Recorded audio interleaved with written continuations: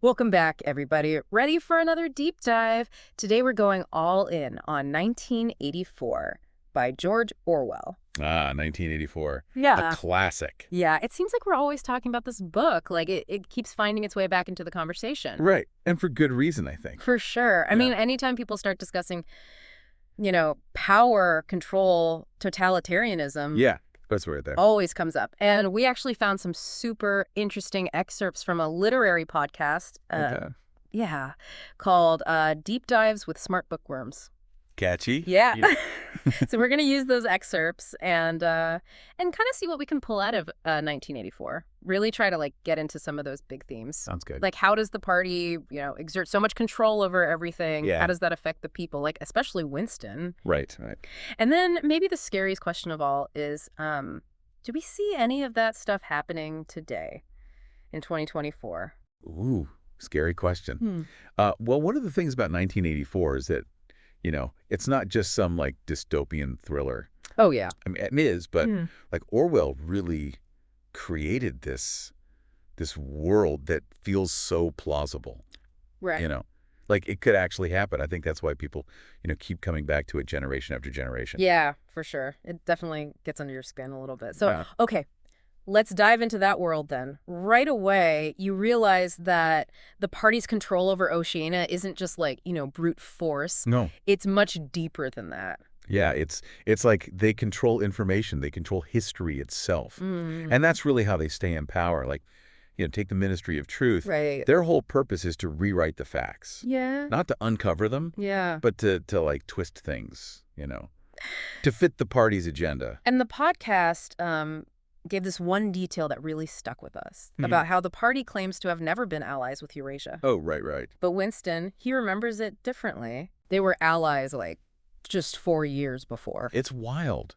Like that kind of manipulation where the party is basically saying, nope, you remember wrong. Right. We are right. Right. That's like textbook gaslighting. Oh, wow, yeah. And it's not just in the book. No. Sadly, we see that in real life all the time. Yeah. In relationships, in politics. It's all about making people doubt themselves. Mm. Like eroding their sense of what's real, what's true. Yeah, yeah. It's a crazy effective way to hold on to power. So, I mean, how does someone like Winston, who can kind of see through some of the BS, how does he even begin to resist? Well, he does something incredibly dangerous in that world. He starts a diary. Oh, right. In Oceania. Right. Thinking for yourself is a crime. Right. Right. So that diary, it becomes like his rebellion. Yeah. His way of trying to hold on to who he is. Yeah. There's that part that always gets me where Winston writes in the diary, for the future, for the unborn. Oh, I remember that. It's so sad, He's clinging to this hope that maybe someday someone will know the truth. Yeah. And that's not all he does. I mean, remember how he tries to talk to that old guy at the pub? Right. Hoping to learn something about life before the revolution? Right. It shows how deep that human need is. We want someone to say, yeah, I remember that too. It happened. Yeah. We need to know that our memories are real, that we're not alone. Exactly. And the party, they just make everyone feel so isolated, so alone. Okay, so speaking of manipulation, we can't avoid this. Doublethink. It's practically what 1984 is known for. Can you break it down for us? What exactly is doublethink and how does it work?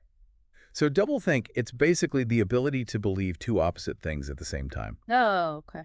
And accept both of them as true. It's like believing that war is peace or freedom is slavery. Right. And the ministries themselves, they're like the perfect examples. Right. Ministry of love, they're the torturers. Yeah. The ministry of peace, they wage war. It's so blatant. It's absurd. It is. But somehow it works in the book. It does, right. And that's because doublethink, it basically shuts down critical thinking. Mm-hmm. If you can convince people to accept contradictions, Yeah. they're not going to question anything else. Yeah. It's like self-censoring, but way more powerful. Yeah. It's easy to think of doublethink as just a fictional thing. Yeah. Have you ever, had to accept two contradictory ideas? Oh, yeah. Maybe to avoid a fight or to fit in. Definitely. Yeah. And that's what makes 1984 so, unsettling. Right. It's like it's holding up this warped mirror to us. Yeah. And we see these, these disturbing reflections of ourselves and the ways that the party actually controls people. It's terrifying. And we've talked about the information control and how messed up doublethink is. But then you have the thought police Yeah. and those telescreens everywhere, always watching. Yeah, always watching. It feels like every one of those things is designed to crush any kind of independent thought or action. Absolutely. The telescreens, they're the eyes and ears of the party, Yeah. right? Always listening, always recording. And then you have the thought police, waiting to pounce on anyone who's steps out of line. One thing the podcast mentioned, it really stuck with me, is how sensitive the telescreens were. Like, it could even pick up whispers. Wow. And then turning children into informants, making them spy on their own parents. Yeah. Orwell was not holding back. No, definitely not. And then there's newspeak. It's like the party's way of controlling what people think by controlling the words they can use. Yeah. Simplifying language, shrinking vocabulary, all to make it impossible to even form a rebellious thought. It feels like we see echoes of that today, don't you think? Like all these debates about censorship and politically correct language. The whole idea that words can actually shape how we think. Orwell really understood how powerful language is. Like, it can be a tool for control. I mean, newspeak, it might seem a little far-fetched, but if you think about how language is used to manipulate people in our own world, Oh, right. it starts to feel a little too real. And they're great at propaganda. The 2 minutes hate, right? Oh, right. It's like this perfectly staged event to stir up emotions, channeling all that anger and fear towards this made-up enemy. It's the oldest trick in the book, right? Distract people, get them riled up against some other... Classic. It's manipulation, but on a massive scale. But even in this stifling environment, you still see these little flickers of resistance. Yeah. That's where Winston and Julia come in. Right. They find each other, and it's like this little pocket of defiance against the party. Yeah, their whole relationship is an act of rebellion. Like, they're challenging the party's control over everything, even love and sex. Yeah. It shows that even in the darkest times, people still crave connection, intimacy. You know what I find interesting? They both rebel, but for different reasons. Oh, that's true. Winston, he's driven by this deep desire for truth and freedom. But Julia, she's more practical. She just wants to live her life, experience things, have fun, and not have the party breathing down her neck the whole time. Makes their connection even more interesting. Right. They're together, they're rebelling, but deep down they want different things. Yeah. And it's just tragic because, their rebellion, like so many others in Oceania, is doomed to fail. Yeah. And that's where we'll pick up in part 2 of our deep dive. Okay. The party's just too strong, and they're ruthless about crushing anyone who opposes them. All right. So join us next time as we explore what happens to Winston and Julia and see what we can learn from Orwell's, well, pretty grim vision. It's not just about controlling what people do know. Right. The party, they want to control how people think, how they feel. Yeah, and I think that's really where that bleak ending of the novel comes in. Right. We see Winston completely broken by the party. Yeah.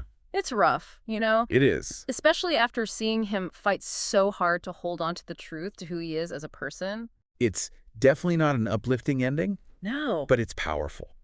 Yeah. Orwell really drives home this point about the dangers of totalitarianism. Like, what happens when a regime has total control over information, over thought, over people's emotions. The podcast really focus on Room 101 as like the ultimate symbol of the party's power. Oh, for sure. It's not just physical torture. It's something much deeper, right? Psychological. Yeah. They use Winston's deepest fear to break him, to force him to submit. Yeah, and it works. It does. He betrays Julia. He embraces doublethink completely. And in the end, he even comes to love Big Brother. Ugh, it's so chilling. It is. It shows how fear and manipulation can be used to crush anyone.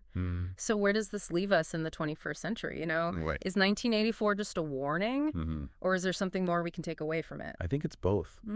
It's a warning about the dangers of unchecked power surveillance and the manipulation of information. But it's also a call to action, Okay. like a reminder to be vigilant, to resist those tendencies in our own time.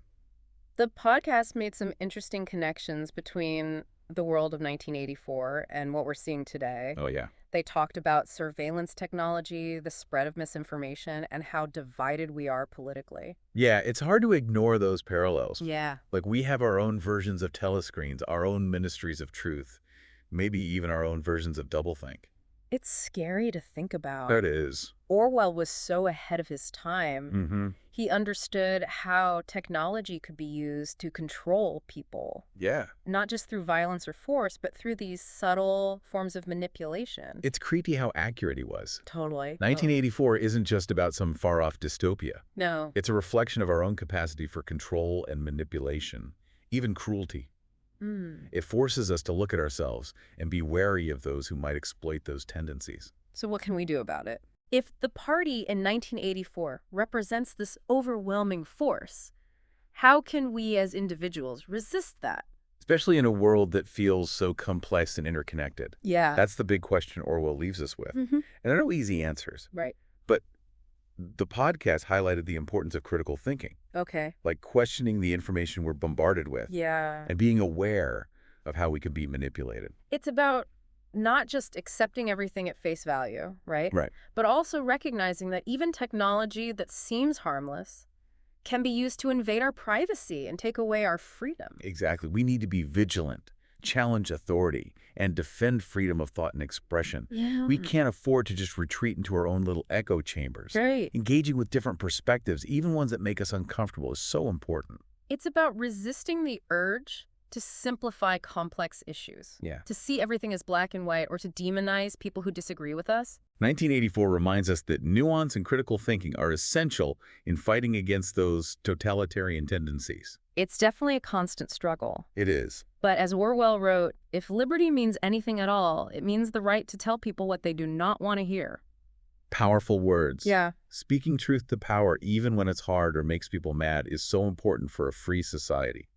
So as we think about how 1984 applies to our world today, what do you think is the most important message of the novel for us right now? I think it's the realization that truth is fragile Hmm. and it needs to be constantly protected. Yeah. In a world overflowing with information where propaganda and lies spread so easily, Right.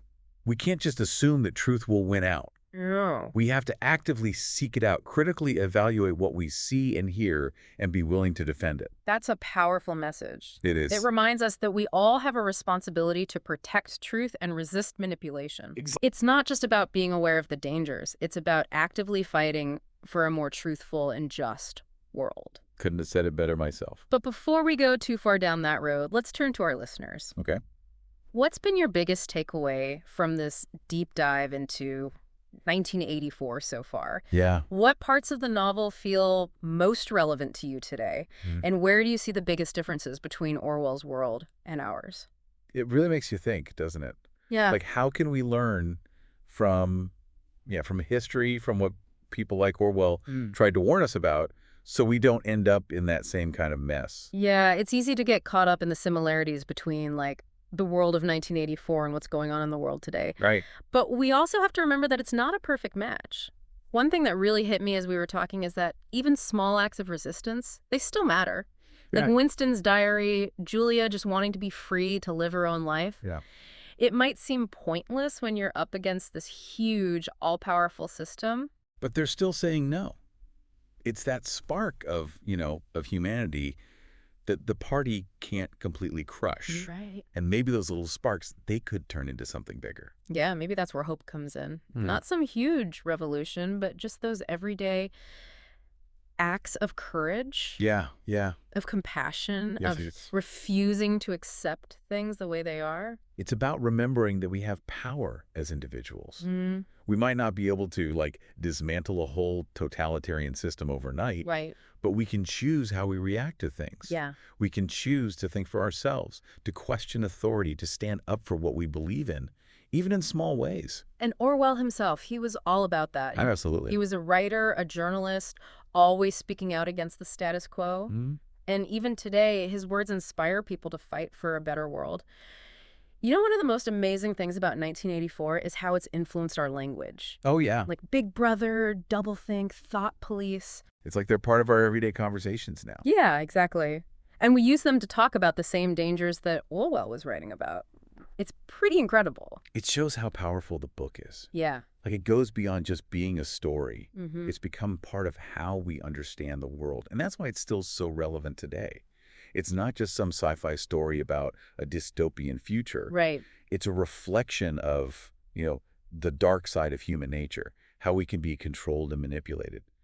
It's a reminder to be careful about losing our freedom. It's a pretty heavy message. It is. But it's also empowering in a way. Right. It tells us that we have a choice. Exactly. We can sit back and just let things happen. Or we can get involved, Yeah. fight for what's right. So in this deep dive into 1984, we've talked about the ways the party controls people, the impact on Winston, and how some of that stuff feels a little too close to home. But the most important thing, I think, is what we do with this information. How we choose to act, to resist, to not give in to apathy or hopelessness. That's up to each of us. Well said. So thank you for joining us on this deep dive into the world of 1984. We hope it's given you some new perspectives, maybe challenged some of your ideas, and hopefully inspired you to get involved to make a difference. Until next time, keep asking questions, keep learning, and keep the conversation going.